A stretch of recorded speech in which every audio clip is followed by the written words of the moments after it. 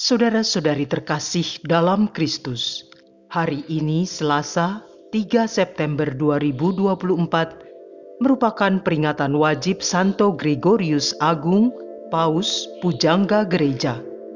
Bacaan dibawakan oleh Teresia Suminto, Mazmur dilantunkan oleh Agustinus Ronald, dan renungan ditulis oleh Vincent Hakim.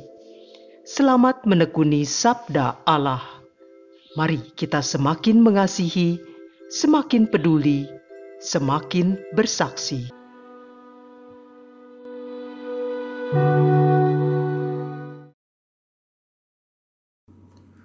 Dalam nama Bapa dan Putra dan Roh Kudus.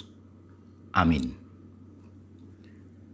Allah Bapa yang Maha Kuasa atas segala sesuatu, Maha mengetahui, Maha Rahim, Maha Bijaksana dan Maha Benar.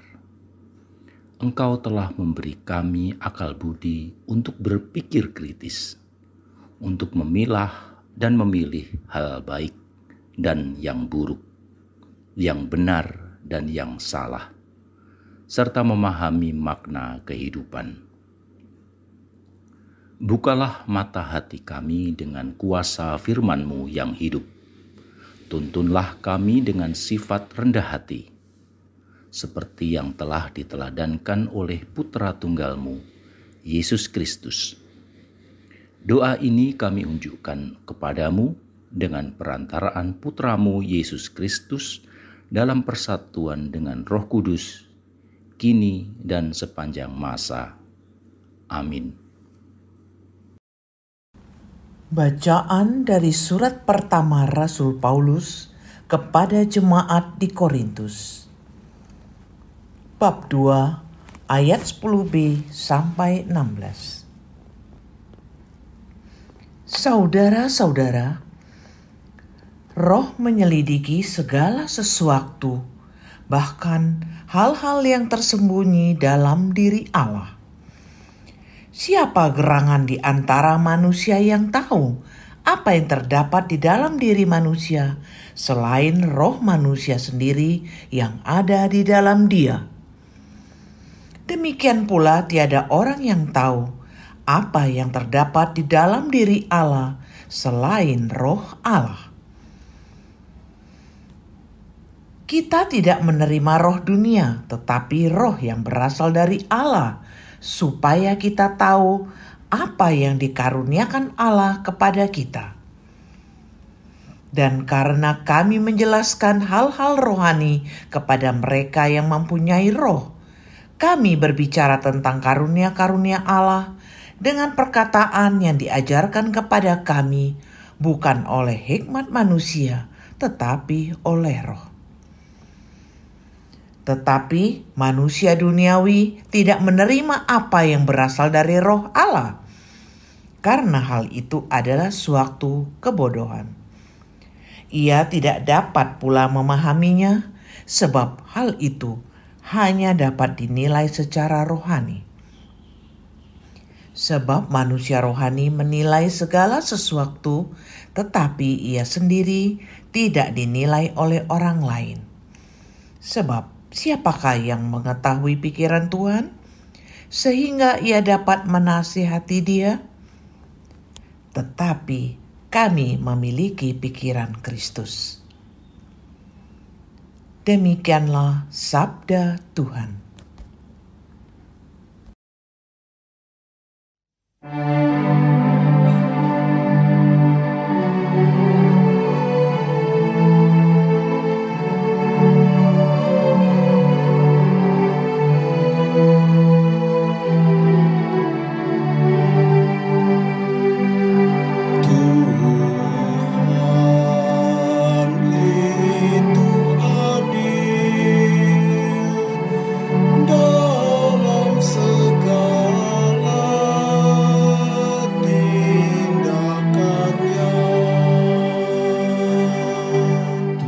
Tuhan itu pengasih dan penyayang, panjang sabar dan besar kasih setianya. Tuhan itu baik kepada semua orang, penuh rahmat terhadap segala yang dijadikannya. Tuhan itu adil dalam segala tindakannya. Segala yang kau jadikan akan bersyukur kepadamu ya Tuhan, dan orang-orang yang kau kasihi akan memuji Engkau. Mereka akan mengumumkan kemuliaan kerajaan-Mu dan akan membicarakan keperkasaan-Mu. Tuhan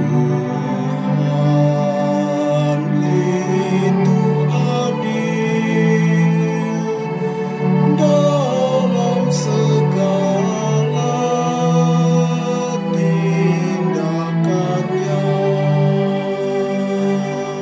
untuk memberitahukan keperkasaan-Mu kepada anak-anak manusia dan memaklumkan kerajaan-Mu yang semarak mulia. Kerajaan-Mu ialah kerajaan abadi. Pemerintahan-Mu lestari melalui segala keturunan. Tuhan itu adil dalam segala tindakannya. Tuhan setia dalam segala perkataannya dan penuh kasih setia dalam segala perbuatannya. Tuhan itu penopang bagi semua orang yang jatuh dan penegak bagi semua orang yang tertunduk. Tuhan itu adil dalam segala tindakannya.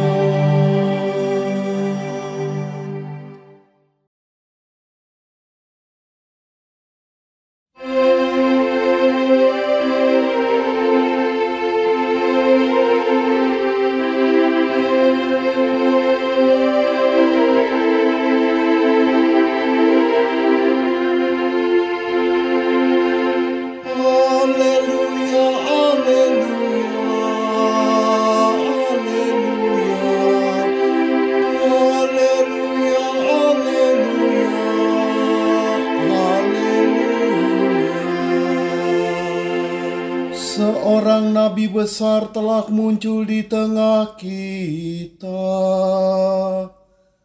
dan Allah mengunjungi umat-Nya. Haleluya, haleluya, haleluya, haleluya, haleluya, haleluya.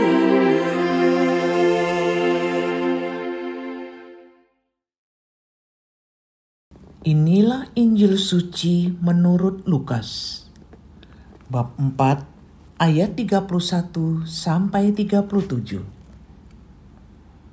Sekali peristiwa, Yesus pergi ke Kapernaum, sebuah kota di Galilea. Di situ ia mengajar pada hari-hari Sabat. Orang-orang takjub mendengar pengajarannya, sebab perkataannya penuh kuasa. Di rumah ibadat itu ada seorang yang kerasukan setan.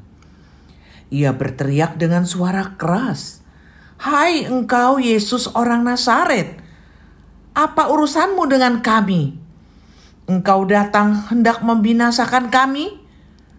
Aku tahu siapa engkau. Engkaulah yang kudus dari Allah." Tetapi Yesus menghardik dia, katanya, "Diam, keluarlah daripadanya." Maka setan menghempaskan orang itu ke tengah-tengah orang banyak, lalu keluar daripadanya dan sama sekali tidak menyakitinya. Semua orang takjub, lalu berkata satu sama lain, "Alangkah hebatnya perkataan ini. Dengan penuh wibawa dan kuasa, ia memberi perintah kepada roh-roh jahat dan mereka pun keluar." Maka tersiarlah berita tentang Yesus kemana-mana di daerah itu. Demikianlah sabda Tuhan.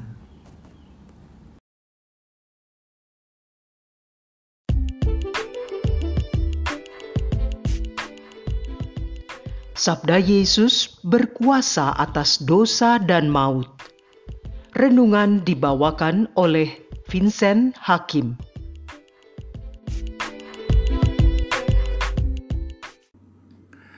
Saudara dan saudari terkasih dalam Kristus, kita baru saja menyimak bersama-sama sabda Tuhan dalam Injil yang ditulis oleh Santo Lukas. Kisah itu demikian dramatis. Sambil mendengarkan dan menyimak, kita pun membayangkan gambaran suasana pada saat itu. Suasana yang begitu ramai di rumah ibadat di kota Kapernaum di Galilea. Banyak umat yang hadir di situ. Kita bisa juga membayangkan bahwa peristiwa itu terjadi di gereja kita. Ketika tiba-tiba ada salah seorang dari umat yang ada di dalam gereja kerasukan roh jahat dan berteriak-teriak, pastilah umat akan menjadi heboh. Perhatian umat pun otomatis akan tertuju pada asal suara teriakan itu, bukan? Saya pun membayangkannya demikian. Peristiwa itu tentu saja kemudian akan viral, terus menjadi bahan perbincangan di kalangan umat, dan terus ada di dalam pengalaman ingatan memori publik. Mengingat sosok Yesus yang berperan sentral saat itu adalah seorang tokoh terkenal dan mempunyai banyak pengikut. Apa pesan kuat dari sabda Tuhan itu yang bisa kita petik sebagai bahan permenungan dan penguatan iman kita kepada Kristus? Yesus adalah sosok guru kehidupan yang memberikan pengajaran dengan perkataan penuh kuasa dan kewibawaan. Perkataannya yang penuh kuasa dan wibawa itu keluar dari Bapa, karena ia sendiri adalah yang kudus dari Allah.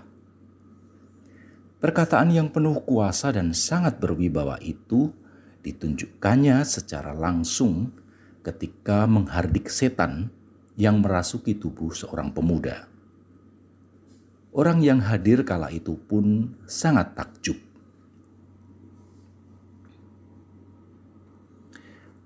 Katanya demikian. Tetapi Yesus menghardiknya. Katanya, "Diam, keluarlah daripadanya." Dan setan itu pun mengempaskan orang itu ke tengah-tengah orang banyak.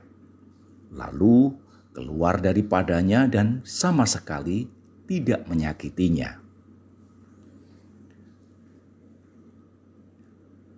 Kita sebagai anak-anak Tuhan, pengikut Kristus yang telah dibaptis demi nama Bapa, Putera, dan Roh Kudus, sangat meyakini bahwa sabda Yesus yang berkuasa dan berwibawa itu pun mampu mengusir setan yang masuk ke dalam diri kita dan yang berusaha coba-coba untuk mengusik kita. Tidak hanya itu, kuasa dan wibawa sabda Kristus pun mampu menyembuhkan orang sakit, membuat orang lumpuh berjalan, orang mati hidup kembali, dan mengampuni dosa manusia. Sabda Kristus yang berwibawa itu berkuasa atas maut. Nah, kini tinggal diri kita masing-masing. Beranikah kita, seperti Yesus, menghardik dengan keras dan tegas tanpa ragu terhadap kecenderungan kita berbuat dosa, sejak dalam niat, pikiran, hati, kata-kata, dan perbuatan? Yesus sudah memberikan teladan. Semuanya kini tergantung diri kita masing-masing. Bapa yang Maha Kasih, kami sangat bersyukur Engkau selalu memberikan pencerahan mata, pikiran, dan hati umat-Mu untuk terus-menerus berupaya mengenal siapa diri-Mu melalui Roh Kudus dan sabda yang hidup, Yesus Kristus. Tuhan dampingi kami agar makin dalam mengenal diri-Mu, sebab hanya Engkaulah kebenaran sejati, Kristus Tuhan, Sang Juru Selamat kami.